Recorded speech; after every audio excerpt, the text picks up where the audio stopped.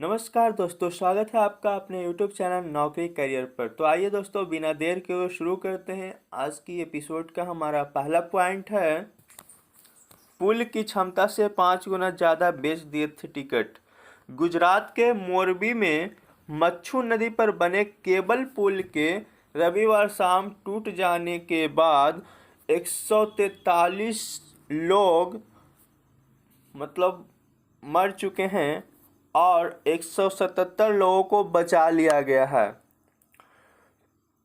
Actually वहाँ लोग पुल पर सस्पेंसिंग ब्रिज का आनंद उठा रहे थे, लेकिन टिकट जो बेचने वाले होते हैं वो उसकी वजन की क्षमता से काफ़ी ज़्यादा, लगभग 5 गुना टिकट बेच दिए थे।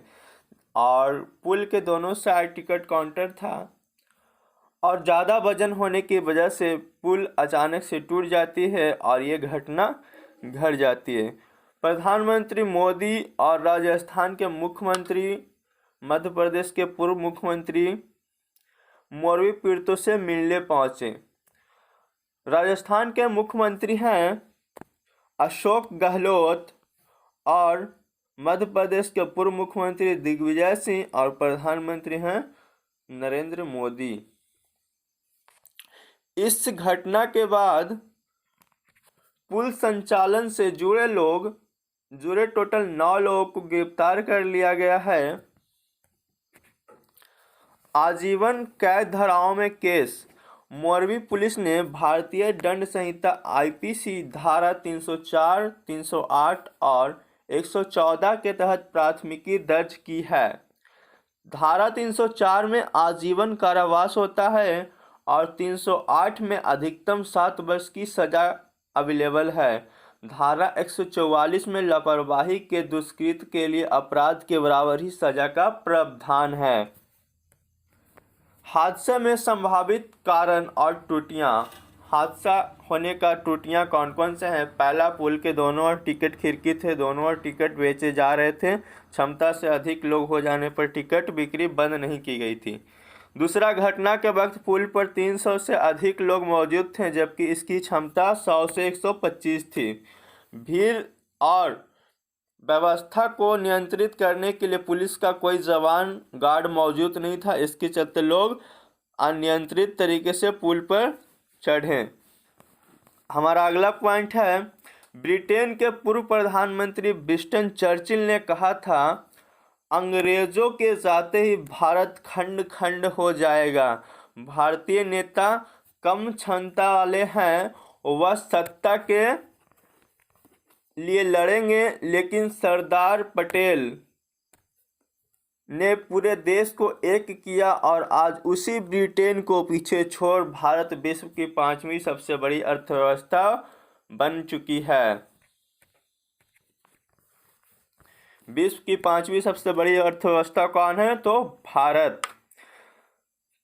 अर्थव्यवस्था में पहले नंबर पे आता है अमेरिका, दूसरे नंबर पे आता है चीन और तीसरे पे जापान और चौथे नंबर पे जर्मनी और इंग्लैंड यूके को पछाड़कर भारत 5वीं सबसे बड़ी अर्थव्यवस्था वाला देश बन चुका है। हमारा अगला पॉइंट है, मुख्य चुनाव आयुक्त वर्तमान में हैं राजीव कुमार और उन्होंने कहा है, फेक न्यूज़ पर अंकुश लगाने के लिए इंटरनेट मीडिया प्लेटफॉर्म को सक्रिय भूमिका निभानी होगी। हमारा अगला पॉइंट है, दिल्ली पुलिस स्पेशल सेल के डीसीपी प्रमोद सिंह कुशवाहा समेत 19 पुलिसकर्मियों को इस वर्ष के केंद्रीय गृह मंत्री स्पेशल ऑपरेशन मेडल के लिए चयनित किया गया है। दिल्ली पुलिस के डीसीपी समेत 19 पुलिसकर्मियों को इस वर्ष केंद्रीय गृह मंत्री स्पेशल ऑपरेशन मेडल के लिए चुना गया है। एक्चुअली गृह मंत्री स्पेशल मेडल के लिए चुना जाता है, उसमें एक स्पेशल वर्क होता है। पिछले साल जो है इसके तहत आईएसआई अंडरवर्ल्ड गठजोड़ मॉड्यूल के 6 आतंकियों को स्पेशल सेल ने गिरफ्तार किया था। हमारा अगला पॉइंट है, दिल्ली में लगेगी महात्मा गांधी की 50 फीट ऊंची प्रतिमा। दक्षिण दिल्ली के नेल्सन मंडेला सड़क पर रोड के बीच 24 मीटर चौड़े सेंट्रल वर्ज पर पार्क बनाया जा रहा है और इसी पार्क में गांधी जी की प्रतिमा स्थापित की जाएगी। और यह जो प्रतिमा होगी वह डांडी मार्च वाली प्रतिमा होगी, जिसमें गांधी जी के एक हाथ में डंडा लिए हुए हैं। यह प्रतिमा जो है 35 फीट की है और 15 फीट के करीब ऊंचाई वाला फाउंडेशन होगा। टोटल 50 फीट होगी इसकी हाइट। 28 लाख रुपए खर्च होंगे इस प्रतिमा पर और 500 मीटर लंबाई का पार्क किया जा रहा है विकसित, जिसे बनाने में 12 करोड़ से अधिक का खर्च होगा। पार्क की लंबाई है 500 मीटर। पार्क की करीब लंबाई लगभग 500 मीटर है, हाफ किलोमीटर। हमारा अगला पॉइंट है, केंद्र सरकार ने सुप्रीम कोर्ट से कहा आगामी शीतकालीन सत्र में राजद्रोह कानून में बदलाव किया जा सकता है। राजद्रोह कानून में बदलाव करने की सिफारिश की है। भारतीय दंड संहिता आईपीसी की धारा 124(a) के तहत राजद्रोह कानून में बदलाव की जा सकती है। कांग्रेस के वर्तमान अध्यक्ष कौन है? मल्लिकार्जुन खड़गे। लोकसभा के अध्यक्ष ओम बिरला हैं और रक्षा मंत्री वर्तमान में राजनाथ सिंह हैं। केंद्रीय शिक्षा धर्मेंद्र प्रधान हैं तथा उद्योग मंत्री पीयूष गोयल वर्तमान समय में हैं। नया जो त्रिभुजाकार संसद भवन बन रहा है उसकी आकृति त्रिभुजाकार है और नरेंद्र मोदी ने 11 जुलाई को नए संसद भवन की छत पर राष्ट्रीय प्रतीक का अनावरण किया था। यह जो नए संसद भवन है वह सेंट्रल विस्टा प्रोजेक्ट के तहत बन रहा है।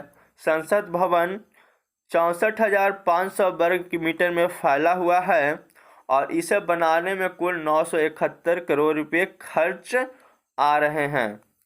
इसका स्टार्टअप नवंबर के तीसरे वीक में होने वाला था, लेकिन इसमें विलम्ब हो रही है और उम्मीद है 2023 के फर्स्ट में जनवरी फरवरी में ये स्टार्ट हो जाएगा।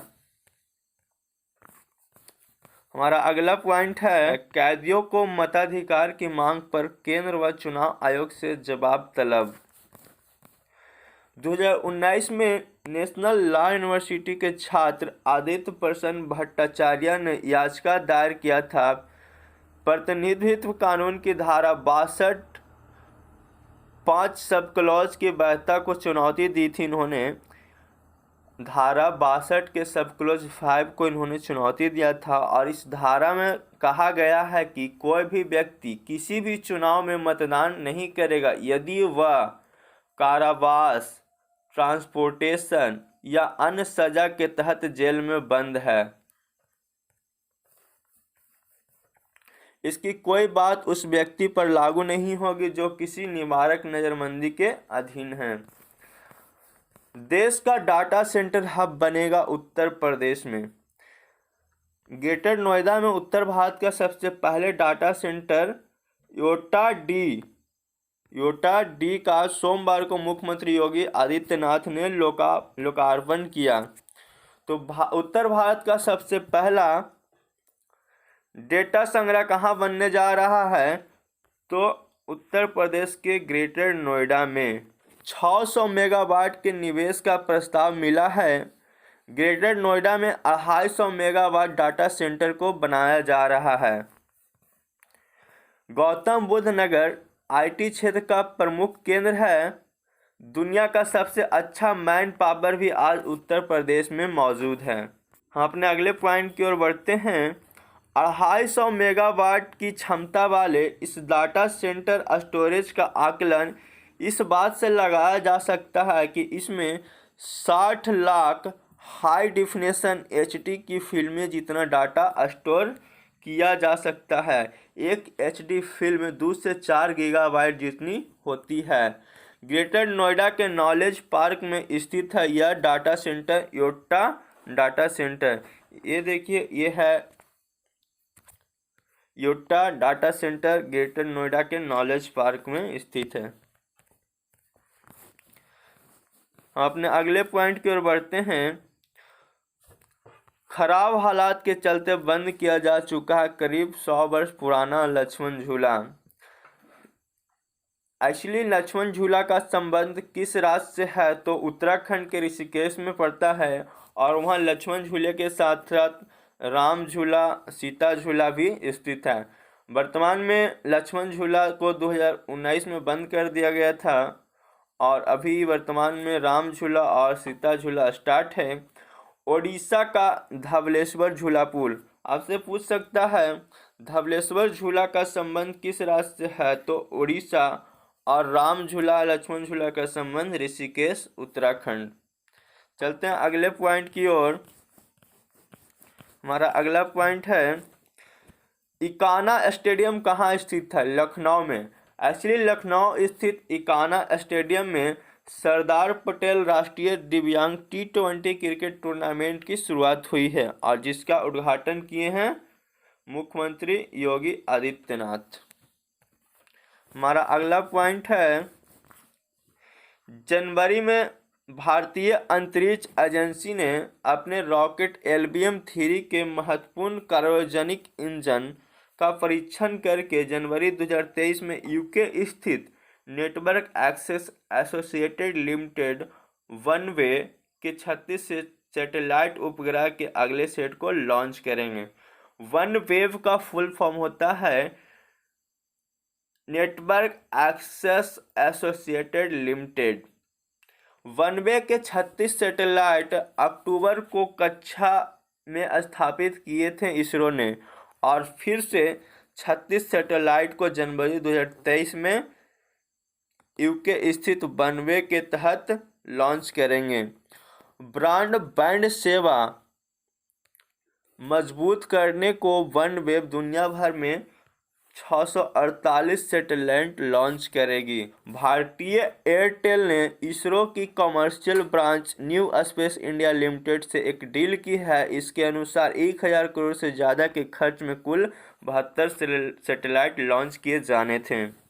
हमारा अगला पॉइंट है वैश्विक भूखमरी सूचकांक 2022 में भारत का स्थान है 107, पाकिस्तान का 99, श्रीलंका 64वां और म्यांमार का 71वां स्थान। आपको याद रखना है वैश्विक भूखमरी सूचकांक में भारत का स्थान कितना है? 107। हमारा अगला पॉइंट है भारत सरकार सतत विकास लक्ष्य के अंतर्गत वैश्विक जो भूखमरी है उसे भारत 2030 तक देश से भूखमरी को समाप्त कर देगा। भारत सरकार का लक्ष्य है 2023 तक भूखमरी मुक्त भारत बनाना। भारत सरकार दुनिया का सबसे बड़ा खाद्य सुरक्षा कार्यक्रम चला रहा है। हमारा अगला पॉइंट है ट्विटर नए ब्लू सब्सक्रिप्शन का चार्ज $20 प्रति माह करने जा रही है। एक्चुअली ब्लू टिक होता क्या है देखते हैं। ट्विटर ब्लू सब्सक्रिप्शन करीब 1 साल पहले लॉन्च किया और इसे ट्विटर की प्रीमियम सर्विस कहते हैं। कुछ अतिरिक्त फीचर मिलते हैं इस सर्विस में जो कि आम ट्विटर यूजर्स के लिए लॉक रहते हैं। हमारा अगला पॉइंट है चित्रकूट का रानीपुर अभयारण्य बना देश का 53वां टाइगर रिजर्व। चित्रकूट उत्तर प्रदेश में है, जो कि उत्तर प्रदेश के चित्रकूट जिले का रानीपुर अभयारण्य अब देश का 53वां टाइगर रिजर्व बन चुका है। इससे पहले उत्तर प्रदेश के 3 और टाइगर रिजर्व थे। पहला दुधवा, दूसरा पीलीभीत और आमनगढ़, और इन तीनों टाइगर रिजर्व के बाद यूपी का चौथा टाइगर रिजर्व बना चित्रकूट का रानीपुर अभयारण्य। उत्तर प्रदेश का चौथा और देश का 53वां टाइगर रिजर्व बना। पन्ना टाइगर रिजर्व से लगभग इसकी दूरी मात्र 150 किलोमीटर है, जिससे वहाँ के जो जंगली जानवर वगैरह होंगे, वाघ जो होंगे वह यहाँ भी आसानी से आ जा सकेंगे। हमारा अगला पॉइंट है, श्रीलंका के वर्तमान राष्ट्रपति हैं रानिल विक्रमसिंघे। रानिल विक्रमसिंघे श्रीलंका के वर्तमान राष्ट्रपति हैं।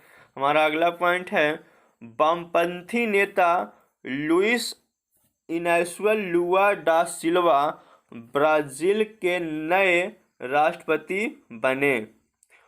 वह देश के तीसरी बार राष्ट्रपति बनेंगे। वह पूर्व राष्ट्रपति बोल्सोनारो को हरा चुके हैं चुनाव में। हमारा अगला पॉइंट है, भागीरथी अर्थात गंगा नदी पर बनी टिहरी झील। क्वेश्चन इससे पूछता है, टिहरी पुल या टिहरी झील का संबंध किस नदी से है? तो आंसर होगा भागीरथी नदी। और हमारा अगला पॉइंट है, मणिपुर के मुख्यमंत्री हैं बीरेन सिंह। बीरेन सिंह मणिपुर के मुख्यमंत्री हैं। और छगी नगी पर्व का संबंध मणिपुर राज्य से है। नेक्स्ट पॉइंट है, दुनिया का सबसे लंबा सस्पेंशन ब्रिज 1957 में कल के दिन मैकनिज जल डमरू मध्य के ऊपर दुनिया का सबसे लंबा सस्पेंशन ब्रिज मैकनिक यातायात के लिए खोला गया था 1957 में। देश का पहला भाप इंजन 1950 में तत्कालीन राष्ट्रपति डॉक्टर राजेंद्र प्रसाद ने चित्तरंजन रेल कारखाने में बनाया। भारत का पहला भाप इंजन राष्ट्र को समर्पित किया था और 1971 में भाप इंजन का निर्माण बंद कर दिया गया। नेक्स्ट टॉपिक है, दीनानाथ ने बनाया था संविधान के प्रथम पृष्ठ पर अशोक स्तंभ। दीनानाथ का पूरा नाम है चित्रकार दीनानाथ भार्गव, जिनका जन्म मध्य प्रदेश में हुआ था। और इन्होंने संविधान के प्रथम पृष्ठ पर अशोक स्तंभ बनाया और संविधान की पांडुलिपियों को पृष्ठों पे भी सजाया था। तो नाम याद रखिएगा, दीनानाथ भार्गव, जिन्होंने संविधान के प्रथम पृष्ठ पर अशोक स्तंभ बनाया। इसी के साथ आज का हमारा करेंट अफेयर का पॉइंट समाप्त होता है। अगर आप चैनल पर नए हैं और अभी तक हमारा चैनल सब्सक्राइब नहीं किए हैं तो अवश्य सब्सक्राइब कर लें ताकि वीडियो अपलोड होते ही सबसे पहले आप तक पहुंच सके। धन्यवाद दोस्तों।